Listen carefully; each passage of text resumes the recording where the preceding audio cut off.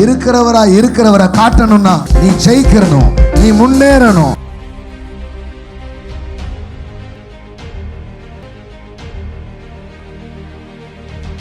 உன்னை ஒடுக்கின யாவரும் உன் பட்சத்திலே வருவார்.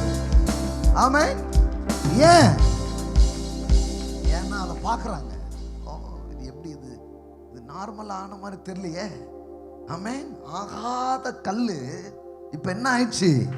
தலைக்கல் ஆயிடுச்சு. ஆமென். தலைக்கல் ஆயிடுச்சு. இது கர்த்தரால் ஆயிடுச்சு. நம் கண்களுக்கு ஆச்சரியமா இருக்கிறது. ஆமென். பாருங்க, இந்த வெளிப்பாடுலாம் வந்ததுக்கு அப்புறம் தான் நம்ம நல்லா வாழணும்ன்ற எண்ணமே எனக்கு வந்துச்சு. ஆமென். படிக்கவே வேண்டான்னு விட்டேனான்னு திருப்பி படிக்க ஆரம்பிச்சேன் நிறைய. ஆமா, ஏன்னா ஒரு நாள் நீதிமொழிகள் வாசிட்டு இருந்தேன்.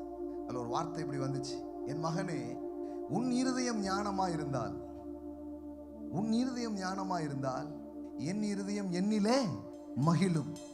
அப்போதான் யோசித்தேன், ஓஹோ, நான் நல்லா இருக்கிறத கடவுளுக்கே சந்தோஷம். ஆமென். ஆமென். யோசித்து பாருங்க, டேடியுடைய உள்ள அதுதான் பாருங்க. இப்ப இதை எல்லாரும் குறைச்சி புரிஞ்சுக்கிட்டாங்க. சபை இந்த வெற்றி, மேன்மை, ஆசீர்வாதத்தின் வலிமை என்ன பண்ணல, புரிந்து கொள்ளல. ஆனா இந்த உலகத்தினுடைய மொழியே இதுதான். இந்த உலகம் இப்படிதான் கர்த்தரை அறிய போகுது. எப்படியோ கர்த்தரை அறியாது. எங்கள் வெற்றிகள் எங்களை வெற்றி சிறக்க பண்றாரு பாருங்க. அந்த வெற்றியை பார்க்கும்போது அதுவே ஒரு வாசனையாய் மாறி அநேகரை